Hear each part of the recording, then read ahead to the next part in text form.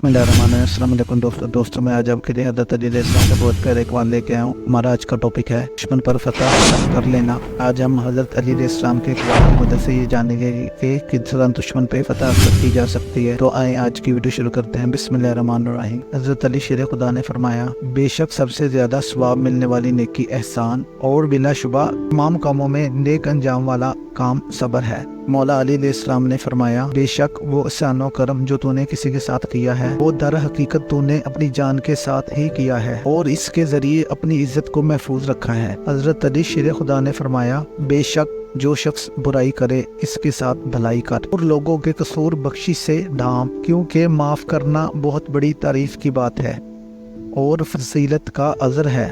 हजरत अली शेर खुदा ने फरमाया, माफ कर देना दुश्मन पर फतह हासिल कर लेना है। सुभान अल्लाह। दोस्तों वीडियो को लाइक और चैनल को सब्सक्राइब कर लेना। अस्सलाम वालेकुम।